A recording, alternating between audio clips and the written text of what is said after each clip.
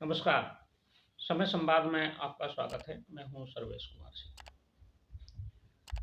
आज 11 मार्च का दिन देश के लिए बहुत खास हो गया। दो बड़े फैसले हुए आज। एक फैसला हुआ और एक दूसरी घटना हुई। ये घटना सकारात्मक है।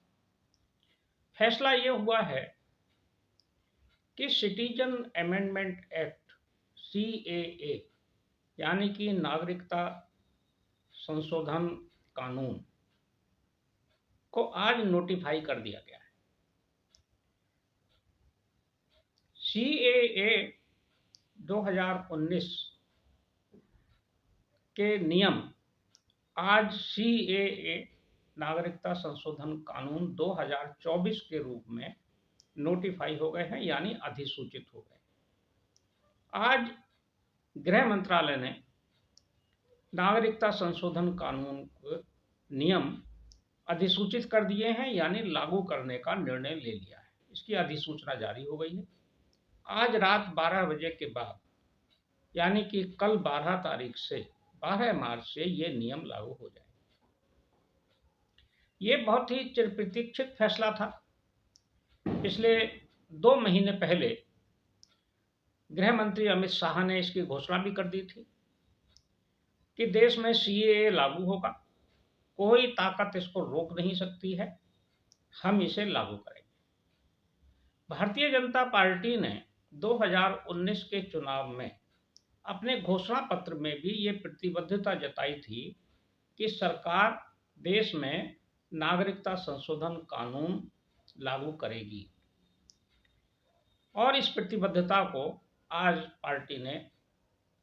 पार्टी की सरकार ने, केंद्र सरकार ने पूरा कर दिया है।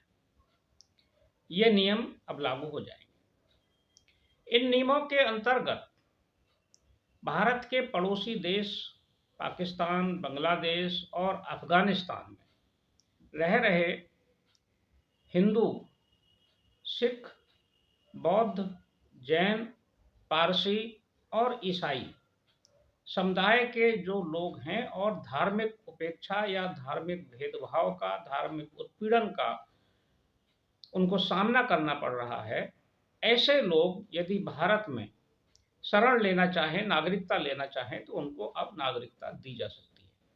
लेकिन शर्त यह है कि ऐसे लोग जो दिसंबर 2014 से पहले आवेदन कर चुके हों, ऐसे लोगों को नागरिकता प्रदान की जाएगी।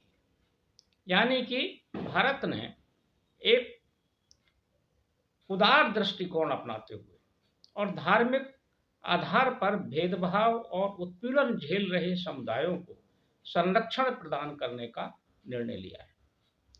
इसके अंतर्गत जो खबरें पाकिस्तान से, अफगानिस्तान से, बांग्लादेश से आती रहती हैं हिंदुओं के, सिखों के उत्पीड़न की, उसके आधार पर यह निर्णय सरकार ने लिया है और ये सर्वसम्मत निर्णय है। विधेयक पारित किया है। इस विधेयक का एक लंबा इतिहास भी है। जब केंद्र में भारतीय जनता पार्टी की सरकार आई, NDA की सरकार आई, तो 2016 में ये सरकार सिटीजन अमेंडमेंट एक्ट लेकर आई थी। जुलाई 2016 में ये विधेयक पेश हुआ, लोकसभा में पेश हो गया और अगस्त में ये पारित भी हो गया लोकसभा में।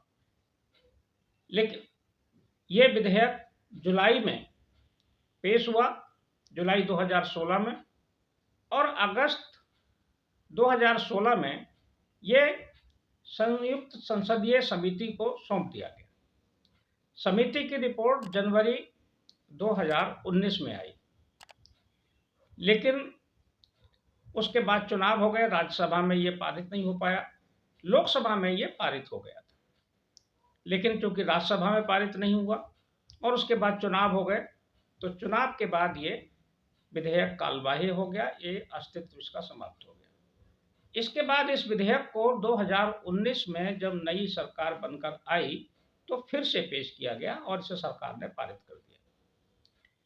लेकिन जैसे ही विधेयक पारित हुआ, देश में इसका विरोध हो गया।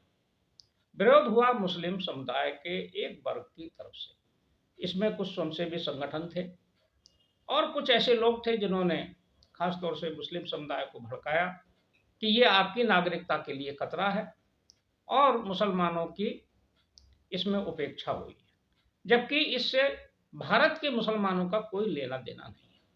ना तो उनकी नागरिकता जाने वाली है, ना नागरिकता पर कोई प्रभाव पड़ने वाला है। ये विधेयक नागरिकता देने वाला है, नागरिकता लेने वाला नहीं। तो इससे कोई मतलब नहीं था, लेकिन फिर भी लोग बहकावे में आए और एक आंदोलन शुरू हो गया दिसंबर 2019 में। यह आंदोलन शाहीन बाग आंदोलन के नाम से जाना गया। शाहीन बाग में धरना शुरू हो गया।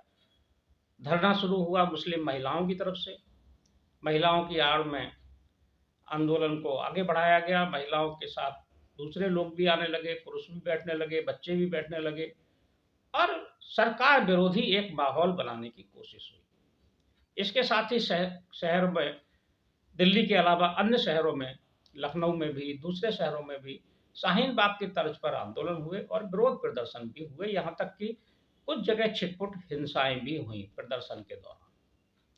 और ये आंदोलन फिर 2020 में जब कोरोना का काल आया और देश में लॉकडाउन हुआ, तो फिर मार्च में ये आंदोलन स्वतः समाप्त हुआ। लेकिन लोगों में नाराजगी इस विधेयक को लेकर थी। हालांकि सरकार की मंशा बिल्कुल साफ थी। सरकार ने साफ कह दिया था कि इससे किसी को नागरिकता पर कोई संकट नहीं आएगा।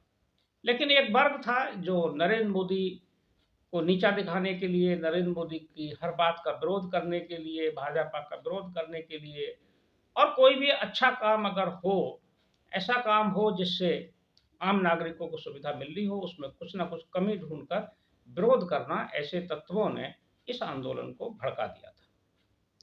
लेकिन सरकार ने अपनी इच्छा शक्ति को कहीं भी डिगने नहीं दिया और सरकार की मंशा बनी रही कि वो इसे लागू करेगी। अब सरकार ने, जब उसका ये दूसरा कार्यकाल भाजपा सरकार का, नरेंद्र मोदी सरकार का पूरा हो रहा है, चुनाव बहुत जल्दी होने वाले हैं, चुनाव की अधिसूचना भी जारी होने वाली है, आचार संहिता लगने वाली है, उससे कुछ समय पहले ही सीएए के नियमों को अधिसूचित करके लागू करने का फैसला लिया है। आज दूसरा जो एक महत्वपूर्ण घटनाक्रम हुआ, ये भारत के गौरव को बढ़ाने वाला है, भारत की सुरक्षा से जुड़ा हुआ है, भारत की सुरक्षा को सुनिश्चित करता है। ये मिसाइल परीक्षण है। आज डीआरडीओ ने स्वदेशी एक मिसाइल जिसका नाम अग्नि 5 है, अग्नि 5, ये मिसाइल जो बहुउद्देशीय मिसाइल है, कई लक्ष्यों को एक साथ भेद सकती है, ऐसी मिसाइल, और जिसकी रेंज 8000 किलोमीटर है, जो 8000 किलोमीटर तक मार कर सकती है। इसे दिव्यास्त्र नाम दिया गया। दिव्यास्त्र नाम की मिसाइल का आज परीक्षण हुआ।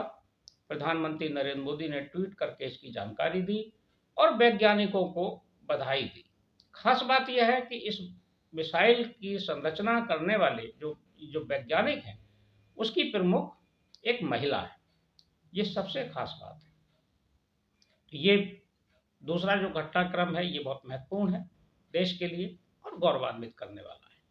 आज शाम से ही ये चर्चा थी कि प्रधानमंत्री नरेंद्र मोदी राष्ट्र को संबोधित करने वाले हैं, कोई महत्वपूर्ण घोषणा करेंगे, लेकिन उन्होंने ट्वीट करके इसकी जानकारी दी और उसके कुछ समय बाद ही सीएए कानून लागू होने की, उसके नियम अधिसूचित होने की जानकारी मीडिया में आई। उसके बाद इस पर चर्चा शुरू हो गई हैं। एक बड़ा फैसला है और मील का पत्थर साबित होगा।